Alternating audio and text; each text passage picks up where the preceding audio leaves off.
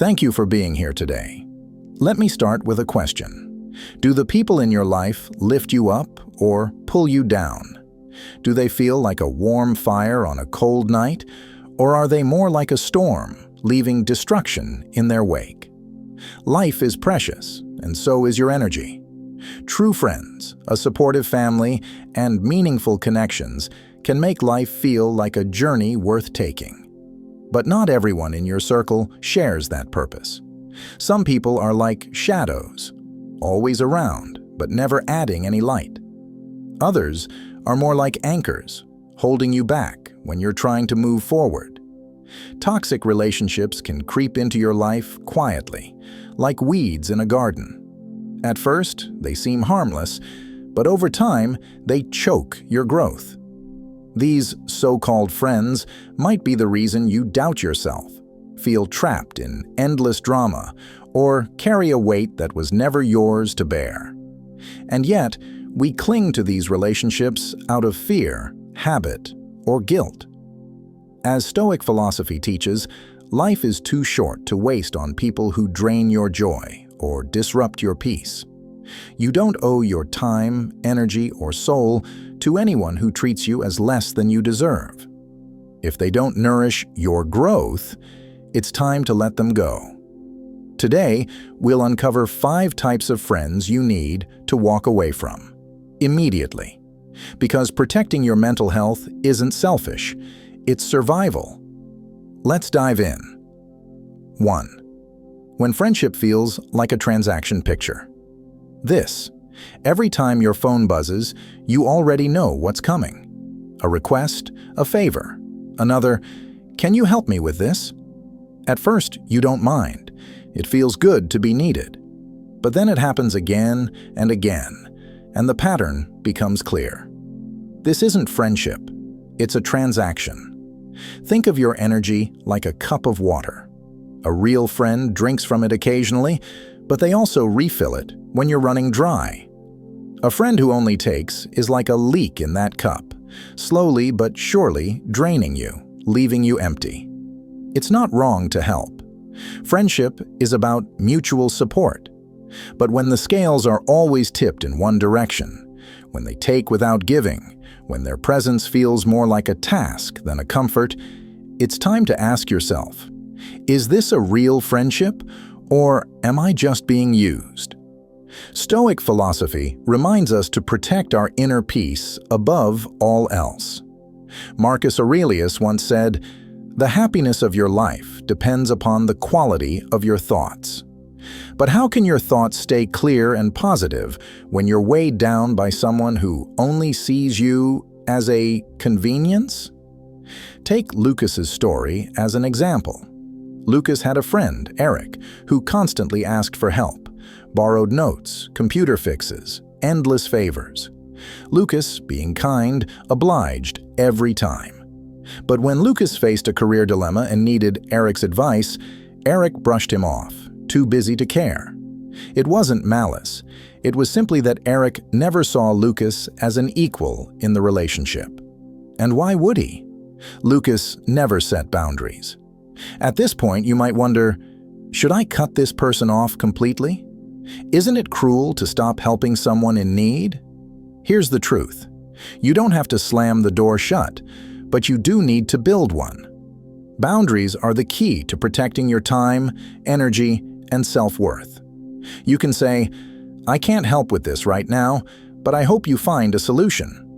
This isn't unkind, it's honest. And honesty is the foundation of every real relationship. Here's another metaphor for you.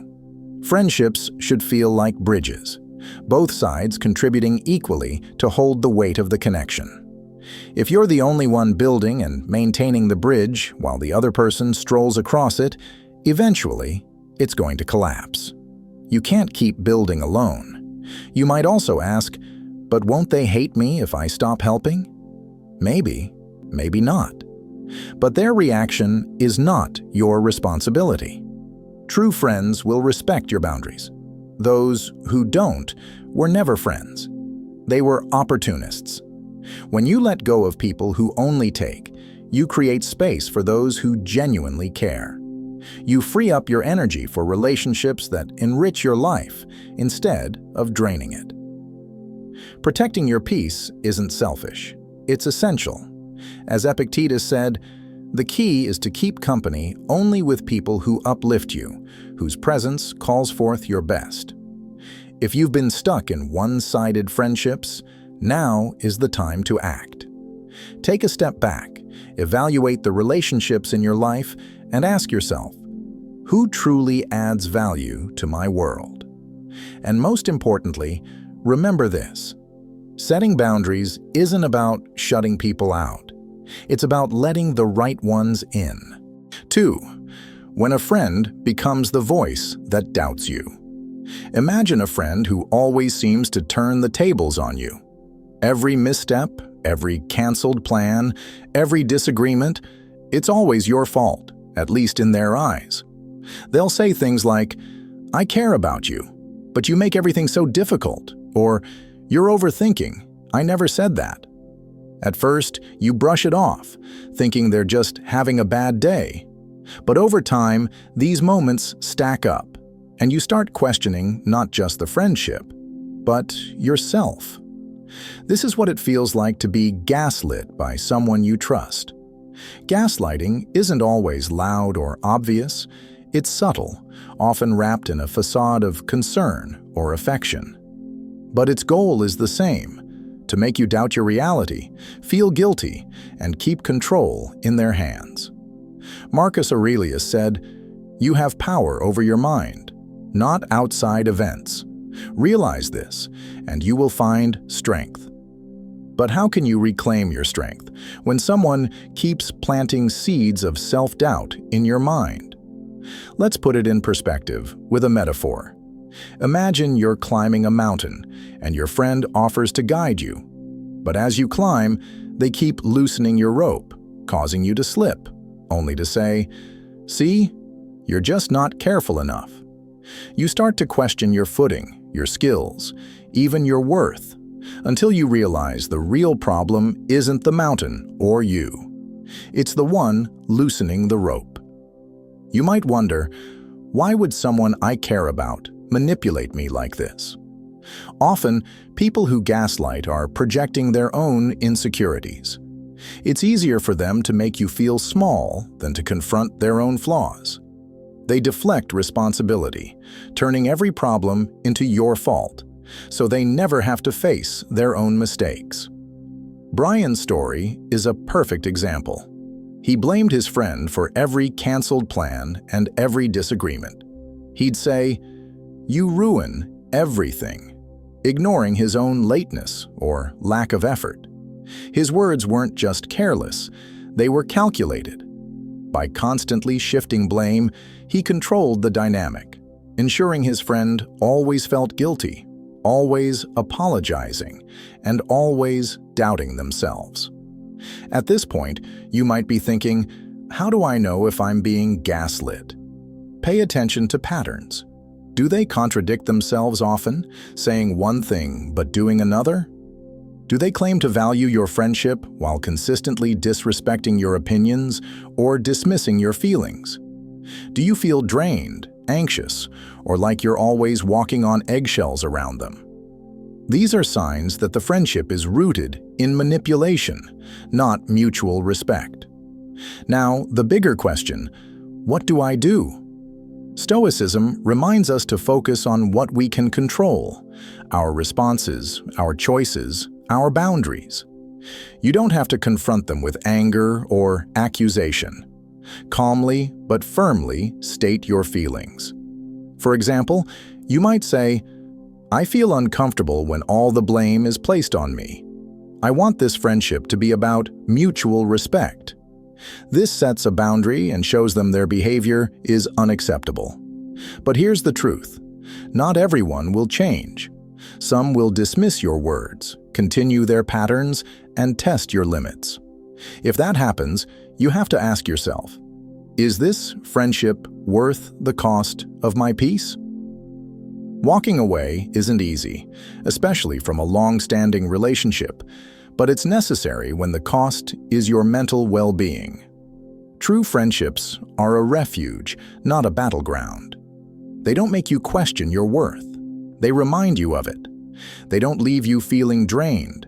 They leave you feeling stronger. As Epictetus wisely noted, we should not let the actions of others disturb our tranquility. Your peace is yours to protect. If you've recognized these signs in a friendship, take a moment to reflect. Is this the kind of connection that helps you grow, or one that holds you back? Remember, walking away isn't a loss. It's a victory for your self-respect. Surround yourself with people who value your worth and never make you question it. What's your experience with friends like this? Have you found ways to rise above manipulation? Share your story. It might inspire someone else to take back their power. If this resonated with you, give this video a like and subscribe to the channel for more powerful insights like these. Let's move on. 3. The friend who never reaches out to you. Have you ever felt like you're the only one keeping a friendship alive? You're the one always texting first, making the calls, and planning every meetup. And sometimes you can't help but wonder, if you stopped reaching out, would they even notice? It's an unbalanced friendship, and it can leave you feeling unappreciated, invisible, and drained. Imagine having a friend like Jake. When you hang out, he's fun and great company. But here's the issue. Jake never initiates contact. Every time you suggest getting together, he's quick to agree. But if you don't make the first move, weeks or even months of silence follow. When you finally do reach out, Jake acts as though he's doing you a favor just by replying. It's not that Jake is a terrible person, but his behavior clearly shows that this friendship isn't a priority for him. You might wonder, why does someone act like this? Are they just bad at staying in touch? Maybe they are. Or maybe they're caught up in their own lives and don't even notice the imbalance. But whatever the reason, their lack of effort doesn't make the loneliness and frustration you feel any less real. As Stoic philosophy teaches, relationships should be about balance, a mutual exchange of time, energy, and care. When all the effort comes from you, it's not just a problem with the friendship. Friendship fills your mind with doubt, frustration, or exhaustion. It's time to step back and reassess. Friendship, at its core, should add joy and meaning to your life, not feel like a chore you're obligated to maintain. Think of it like watering a plant. A healthy relationship is like a thriving plant, where both people take turns nurturing it. But when you're the only one pouring water into the soil while the other person watches passively, that plant, the friendship, will eventually wither. And here's the truth. It's not your job to keep something alive all on your own. You may ask, what can I do about this? Should I cut them off completely? Not necessarily. Start by being honest, both with yourself and with them. Ask yourself how you feel after each interaction. If the answer is consistently unappreciated or emotionally drained, it's a sign that something needs to change. Have an open conversation with your friend. Say something like, "I've noticed I'm always the one reaching out, and it makes me feel like this friendship isn't a priority for you. I value our connection, but I need it to feel more balanced." This isn't about blaming them. It's about giving them the opportunity to step up. But what if they don't? What if they make excuses or brush off your concerns? That's when you need to make a choice. You don't have to cut ties completely, but you can shift your energy away from them. Stop being the one to always reach out. See if they notice. Often, creating a little distance reveals the true nature of the relationship and whether they value your presence enough to meet you halfway. As Epictetus said, detach yourself from what is not good for your soul. Friendships are not meant to be one-sided. You deserve connections that leave you feeling valued and seen, not like an afterthought. Redirect your energy toward people who appreciate your time, effort, and kindness. If you're always the one holding up the weight of a friendship, it's time to let go of the imbalance. You'll find that when you let go of those who don't prioritize you, you create space for healthier, more fulfilling relationships in your life. You deserve friends who meet you halfway, nothing less. 4. The friend who turns every conversation into their spotlight. Have you ever felt like every conversation with a certain friend somehow becomes all about them? No matter how the discussion starts, even if you're opening up about something deeply personal, within minutes, the focus shifts. Suddenly, their stories, their struggles, and their achievements take center stage, leaving your words forgotten. It's as though they see you less as a person and more as an audience. Picture this. You meet up with a friend named Josh after a tough week at work. You begin sharing how stressed you've been, hoping for some support, or even just a listening ear. But before you know it, Josh has hijacked the conversation. He's telling you about his busy schedule, his challenges, and his triumphs. By the end of the talk, you walk away feeling unheard and emotionally drained, as though your struggles didn't matter at all. Josh might not be a bad person. In fact, he likely doesn't even realize he's doing this. Some people dominate conversations as a way to connect, thinking their stories will make them relatable. But when every interaction becomes a one-sided performance, the balance of friendship is lost. Stoic philosophy teaches us to nurture relationships that foster mutual understanding and growth, not ones where your role is reduced to a spectator in someone else's life. You might wonder, why do they always talk about themselves? Sometimes it's rooted in insecurity. They use their stories to validate themselves. Other times, it's simple obliviousness. They don't realize their behavior makes you feel overlooked. But regardless of the reason, it doesn't erase the impact. Over time, being on the receiving end of such lopsided conversations can erode your confidence and make you question the value of the connection. Marcus Aurelius once said, "Waste no more time arguing about what a good person should be. Be one." A good friendship is built on listening as much as speaking, on shared moments of vulnerability, and on equal respect. When someone monopolizes the conversation, they miss the opportunity to truly connect with you, to see your perspective, feel your struggles, and grow through mutual understanding. If you find yourself stuck in this dynamic, it's worth asking, how do I feel after I spend time with this person? Do I feel heard, or do I feel like I don't matter? If you're left feeling unappreciated more often than not, it's time to address the issue. A gentle, honest conversation can work wonders. Try saying something like, "I value our friendship, but I've noticed that when I try to share, the focus tends to shift back to you. It makes me feel unheard." A true friend will listen and make an effort to adjust their behavior.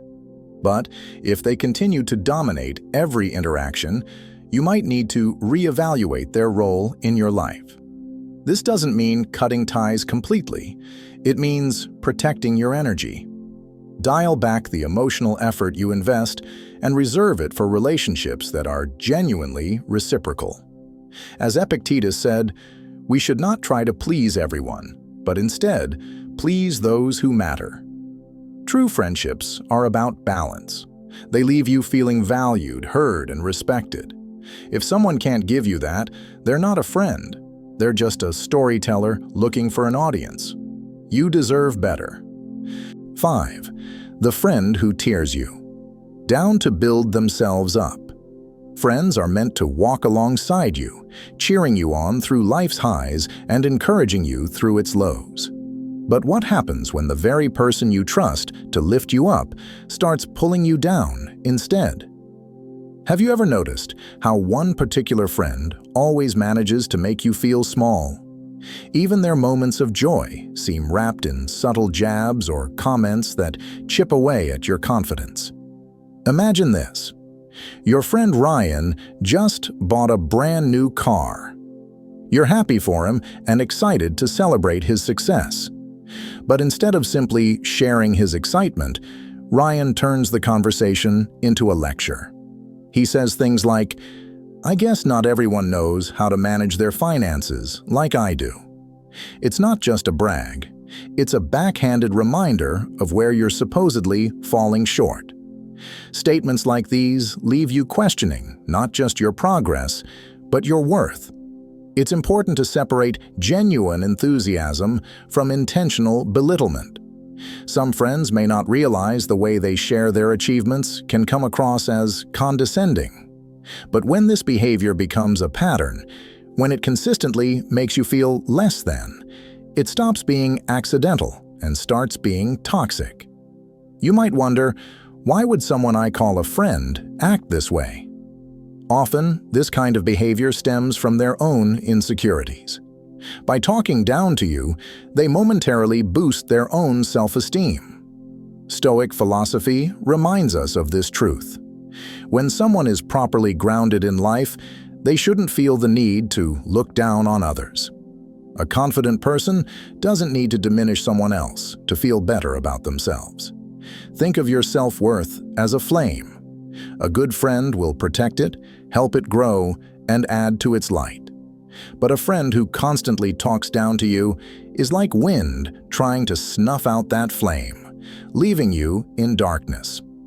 Over time, these small jabs and comments can erode your confidence and make you feel trapped in a cycle of comparison. At this point, you might be asking, what do I do? Should I confront them or just let it go? The answer lies in your feelings. If every interaction leaves you drained, unappreciated, or questioning your value, it's time to act.